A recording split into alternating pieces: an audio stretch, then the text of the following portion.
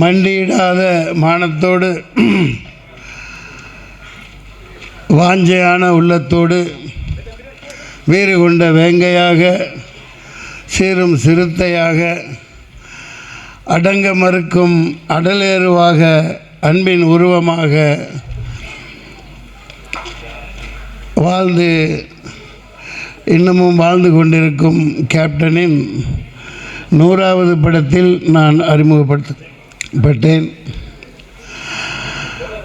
இதுகாரும் காலம் கடந்து ரொம்ப அதிக நேரமும் போய்கிட்டே இருக்கிறதுனால கேப்டன் மீது உள்ள உங்கள் பாசத்தில் கட்டுண்டு நீங்கள் இவ்வளோ பேர் இருக்கீங்க. அது பல விஷயங்கள் பலர் சொல்லிட்டு போயிட்டாங்க. ரவி மரியா டைரக்டர் சொன்னார், உண்மைதான். அப்போ நான் இந்த வீரபத்ரனா நடிக்கையில் வீரப்பன் வெளியே தெரியாது, அவன் மூஞ்சி எப்படி இருக்குன்னு தெரியாது. ஒரே நேரத்தில் 3 படம் வந்துச்சு. புதுநேரத்தில் நான் தான் அந்த நெப்போலியன் ரோல் பண்ணுறது. சுந்தரராஜன் சார் அங்கே இருக்காங்க, இதில் உட்லாண்ட்ஸில் கதை போய்கிட்டு இருக்கு. பாரதி ராஜா ஓகேன்ட்டாங்க, எல்லாம் வேலை கிடச்சிருச்சு. ஒன்று அடுத்து இது ஒன்று. அது ஒரு காரணம். அந்த வீரப்பன் அப்போ வெளியே வரலை. வீரப்பனால் ஏகப்பட்ட சில சுவாரஸ்யமான தகவல்களை இந்த 35 வருஷம் கழித்து இந்த மேடையில் சொல்லலான் இருக்கு. நான் கூப்பிட்டு போயிட்டாங்க, வில்லனா நடிக்கிறேன் அப்படின்ட்டு. நல்ல மழை, அடர்த்தியான மழை சென்னையில் வெள்ளம், அந்த அளவுக்கு தண்ணி.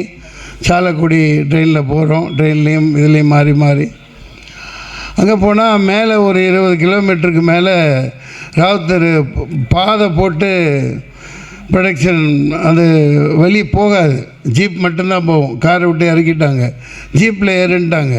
போனால் ஒரு பெரிய மஞ்சள் பச்சை கலந்த நீட்டமான பாம்பு போய்கிட்டு இருக்கு.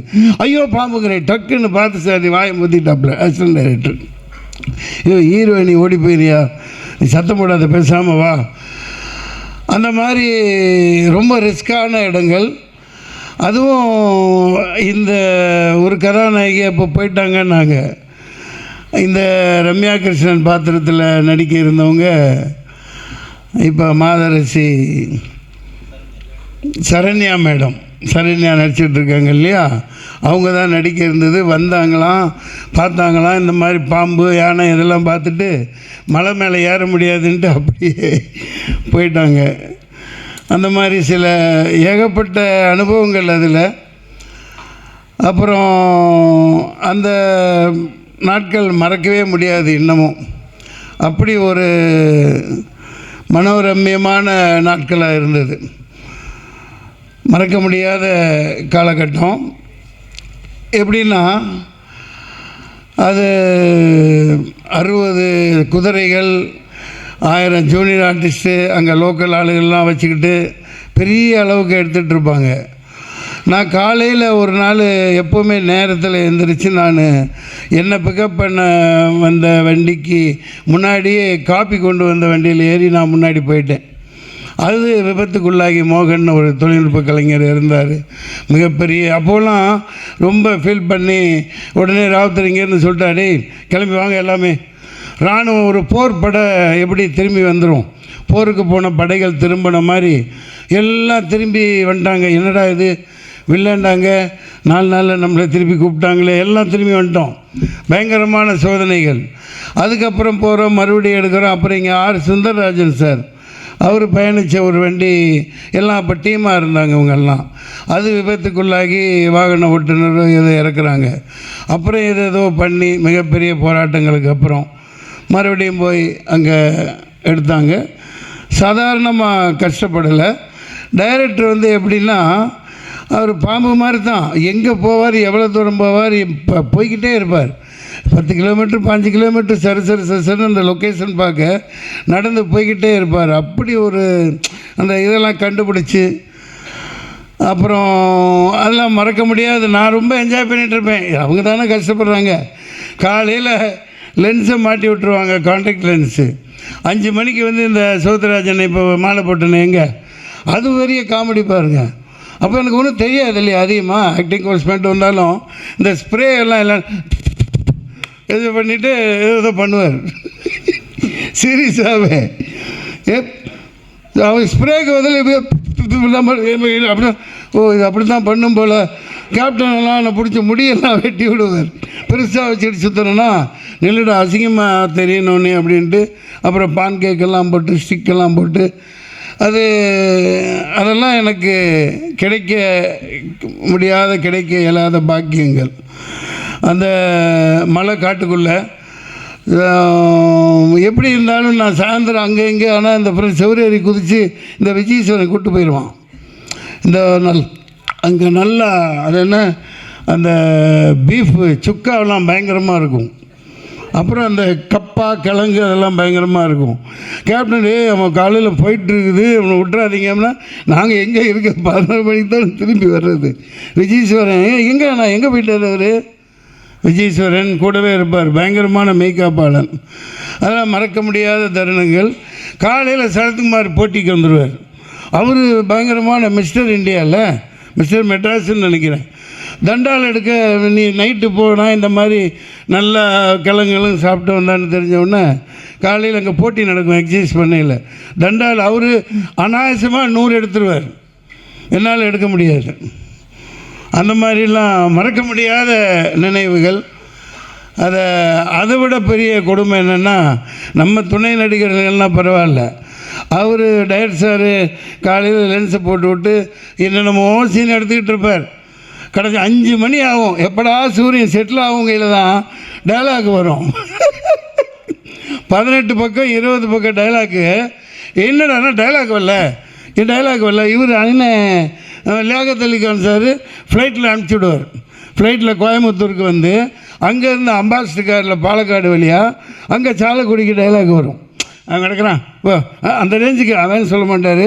பார்ப்பார் ஏய் நீ பயப்படாது, இந்த 5 மணிக்கு சூரியன் செட் ஆகையில் 40 பேப்பரை வச்சுக்கிட்டு 20 பக்கம் டைலாக் பேச சொல்லுவார். அதுதான்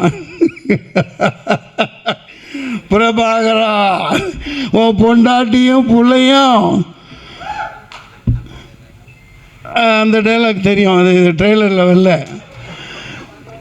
சரியா. ஒரு மாடு 2 பீஸ் ஆச்சு, உன் பொண்டாட்டி புள்ள எத்தனை பீஸ் ஆவாங்க எனக்கு தெரியாது, எனக்கு கணக்கெல்லாம் போட தெரியாது, நீயே போட்டு பார்த்துக்கோ.